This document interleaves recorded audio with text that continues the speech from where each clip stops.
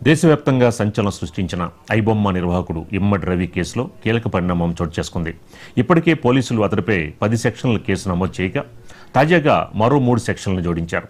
ఇప్పటికే ఐబొమ్మ, బప్పం సైట్లని cyber crime పోలీసులు రవితోనే బ్లాక్ చేయించిన సంగతి తెలిసిందే. ఇప్పటికే IT act, BNS cinematography act, foreigners act, cinema piracy వంటి 10 సెక్షన్ల కింద ఇమ్మడి రవిపై కేసు నమోదు చేశారు. తాజాగా అతడిపై ఫోర్జరీ కేసు కూడా నమోదైంది.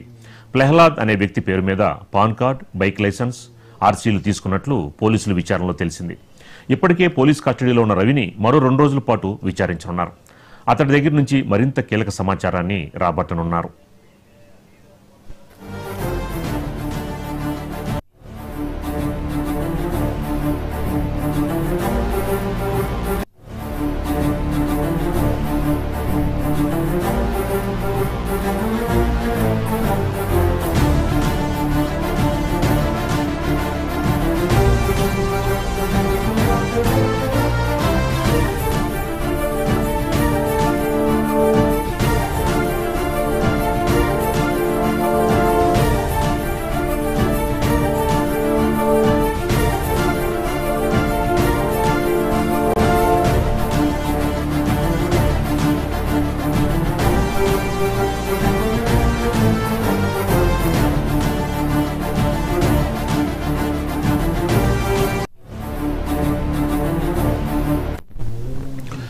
దేశవ్యాప్తంగా సంచలనం సృష్టించిన ఐబొమ్మ నిర్వాహకుడు ఇమ్మడి రవి కేసులో కీలక పరిణామం చోటు చేసుకుంది.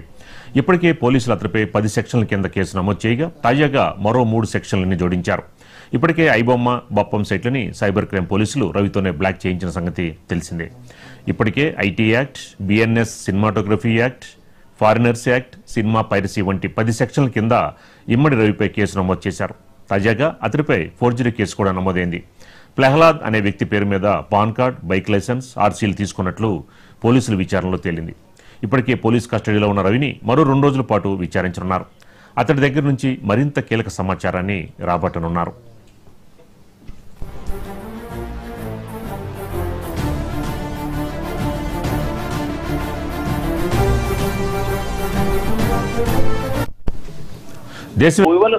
పోలీసుల దగ్గర లభ్యమైనటువంటి అకౌంట్స్ మాత్రమే 35 అకౌంట్లని గుర్తించడానికి ఇవాళ దాన్ని ఇంకా 2వ రోజు కూడా కస్టడీలో విచారించినట్టు ఇంకా కొన్ని బ్యాంకులకు సంబంధించినటువంటి లావాదేవీలు ఎక్కడెక్కడ జరిగిందని కూడా పూర్తిలాగుతున్న పరిస్థితి. సంబంధించినటువంటి ఇక్కడ ఇండియాలో ఉన్న బ్యాంకులలో కూడా లాకర్స్ ఎక్కడెక్కడ ఉన్నాయి, ఏ బ్యాంకు లాకర్స్ ఉన్నాయి, ఏ బ్యాంకులు ఎంత అకౌంట్స్ ఉన్నాయి, ఎక్కడెక్కడ లావాదేవీలు జరిగినాయి, వెనకాల ఇంకా ఎవరో ఉండరు. ఇక్కడ ఇదే కాకుండా తెలంగాణ రాష్ట్రమే కాకుండా ఏ తెలుగు రాష్ట్రం కాకుండా తమిళనాడు కానీ, కర్ణాటక కానీ, ఛత్తీస్గఢ్ కానీ, బెంగళూరు, మహారాష్ట్ర ఇంకా ఎక్కడెక్కడ వీళ్ళకి సంబంధించిన నెట్వర్క్ ఉన్నదని కూడా గుర్తిస్తారు. ఎందుకంటే నేను ఆల్రెడీ చేసినటువంటి పైరసీ సినిమాలన్నీ కూడా ఇప్పుడు తను ఆల్రెడీ జైల్లో ఉన్నప్పటికీ కూడా నిన్న ఐబొమ్మ 1 అనేది కూడా తినే సంబంధించినది. ఇవాళ నిన్న కూడా దాంట్లోనే సినిమాలు వచ్చినటువంటి ఇంకొకటి కూడా ఎస్బీఐకి సంబంధించినటువంటి ఇన్సూరెన్స్ ఏదైతే యాప్ ఉందో దాన్ని క్లిక్ చేసి కూడా ఐబొమ్మ 1 అని కూడా సినిమా వచ్చినటువంటి పరిస్థితి. ఆ సినిమా కూడా ఓపెన్ అవుతున్నటువంటి పరిస్థితి. ఈ సినిమాలను ఓపెన్ అవుతున్నాయి అంటే వీళ్ళు ఎంతమంది పని పెట్టి నడిపిస్తున్నారు. కేవలం తిను జైల్లో ఉన్నంత మాత్రమే సినిమాలు ఆగిపోతున్నాయని కూడా చెప్పలేమని పోలీసులు తేల్చి చెప్తున్నాడు పరిస్థితి. ఎందుకంటే ఇటువంటి నెట్వర్క్ కూడా ఒక మాఫియా లాంటి సినిమా పైరసీ సంబంధించినటువంటి మాఫియా కూడా అనేకమైనటువంటి వ్యక్తులు ఉన్నటువంటి పరిస్థితి. వివిధ భాషలకు సంబంధించినటువంటి సినిమా పైరసీ చేస్తుంటూ చాలా మంది ఉన్నటువంటి పరిస్థితి. డైరెక్ట్ గా సినిమా థియేటర్ల నుంచి ఆడియన్స్ ఏదైతే ఉందో సిస్టమ్స్ అన్నిటి కూడా వీళ్ళు సినిమాను అప్లోడ్ చేసిన వెంటనే ఆ సినిమానే హెచ్డి క్వాలిటీలోనే హ్యాక్ చేసి తీసుకున్నటువంటి పరిస్థితి సర్వర్లకు వెళ్ళి ఉపగాని మంది డాల్బిన్ కానీ ఇవన్నీ సినిమా థియేటర్ పెట్టినటువంటి దాంట్లోనే వాటిని హ్యాక్ చేసి ఎట్ టైంగా సినిమాల్లో కూడా 1 నిమిషం లోపలే ఆ సినిమా అంతా రికార్డు తీసుకున్నటువంటి సత్తా ఉన్నటువంటి ఈ పైరసీ గ్యాంగ్ ఉందని చెప్పి పోలీసులు గుర్తించినటువంటి పరిస్థితి. కనుక వీళ్ళకు ఉన్న నెట్వర్క్ ఎక్కడెక్కడ ఉన్నది అనే దానిపైన ఆరాధిస్తున్న పరిస్థితి. ఎందుకంటే ఆల్రెడీ పైన కూడా కేసులు నమోదు అయినటువంటి నేపథ్యంలోనే మళ్ళీ కొన్ని కోర్సులు కూడా దర్యాప్తు ఇంకా దాంట్లో ఎక్స్ట్రా యాడ్ చేసినటువంటి పరిస్థితి ఉన్నటువంటి పరిస్థితి. కనుక దాంట్లో ఇంకా 3 రోజుల పాటు ఉన్నప్పుడు ఇవాళ మాత్రం 2వ రోజు కూడా విచారణ కస్టడీ విచారణ కొనసాగి ఇవాళ కొద్దిసేపటికి ముగిసినటువంటి పరిస్థితి. ఇంకా ఫర్దర్ ఇంకా 3 రోజులు ఉంది. ఈ 3 రోజుల్లో తన దగ్గర నుంచి మరింత లోతైనటువంటి సమాచారాన్ని సేకరించేందుకు పోలీసులు కూడా ప్రయత్నిస్తున్నారని కూడా చెప్పుకోవచ్చు. తన ఇచ్చిన సమాచారం ప్రకారం మరికొంతమంది అరెస్టులు కూడా పెరిగే అవకాశాలు కనిపిస్తుంది. ఎందుకంటే దీని దగ్గర ఉన్నటువంటి సెల్ ఫోన్స్ మాత్రం కూడా స్వాధీనం చేస్తున్నట్టు దాంట్లోనే మీరు దీన్ని ఎవరెవరు మాట్లాడారు, ఎంతమందితో నేను స్నేహంగా ఉన్నాడు, ఈ అకౌంట్ ఎక్కడెక్కడ ట్రాన్స్ఫర్ చేశారు, ఈ అమౌంట్ అంతా లావాదేవీలు ఫ్రెండ్స్ పంపించాడా, ఎవరెవరు పంపించారని కూడా ఆ అమౌంట్ అంతా కూడా లాగినటువంటి బ్యాంక్ అకౌంట్ లావాదేవీలు అన్నిటి కూడా పరిశీలిస్తున్నారు. ఇవన్నీ పరిశీలించిన తర్వాత మిగతా వాళ్ళకు కూడా నోటీసులు జారీ చేసి అవసరంతో వాళ్ళని కూడా అదుపులోకి తీసుకుంటామని చెప్పి పోలీసులు కూడా భావిస్తున్న పరిస్థితి. మొత్తం ఏదంటే సినిమా పైరసీని ఆపాలని కూడా ప్రయత్నం చేస్తున్నటువంటి పరిస్థితిలోనే కానీ ఇప్పుడు ఆగే పరిస్థితి కనిపించడం లేదని మరొకసారి కూడా చెప్పుకోవచ్చు. ఎందుకంటే కేవలం బొబ్బం రవి లాంటి వ్యక్తులను, అశ్విని కుమార్ లాంటి వ్యక్తులను మాత్రం అరెస్ట్ చేసినంత మాత్రాన సినిమా ఆగిపోతుందని చెప్పలేము. ఎందుకంటే ఇటువంటి గ్యాంగ్లు అనేకంగా మాఫియాను ఉందని చెప్పుకోవాలి. ఒక పైరసీ సినిమా మాఫియాన్ అని కూడా చెప్పుకోవాలి. వాటిని కనుక పట్టుకుంటే ఇంకా తగ్గే అవకాశాలు ఉన్నాయి. కనుక సినిమాకి సంబంధించిన వాళ్ళు చూసుకుంటే ఆ టెక్నాలజీని కూడా ఇంకా పెంచుకోవాల్సిన పరిస్థితి ఉంటుంది. ఇంకా టెక్నాలజీ పెంచుకోవాలంటే మరి ఇక సినిమాకి సంబంధించిన సినిమా థియేటర్స్ కానివ్వండి, సినిమా ప్రొడక్షన్స్ కానివ్వండి పెంచుకోవాల్సి ఉండాలని పోలీసులు వీళ్ళకు సూచన చేయడం జరిగింది.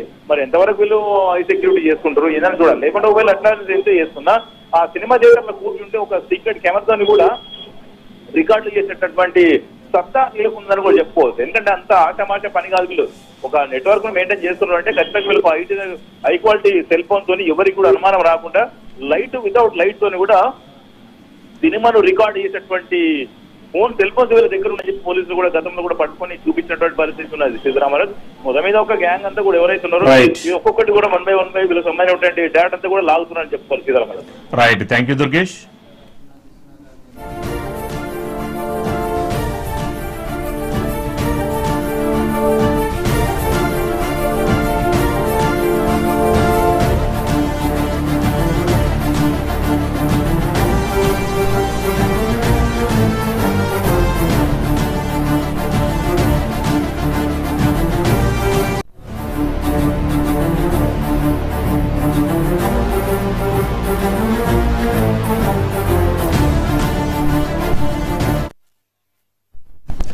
చిత్తూరు జిల్లా కుప్పంలో నారా భువనేశ్వరి పర్యటన 3వ రోజు కొనసాగుతోంది.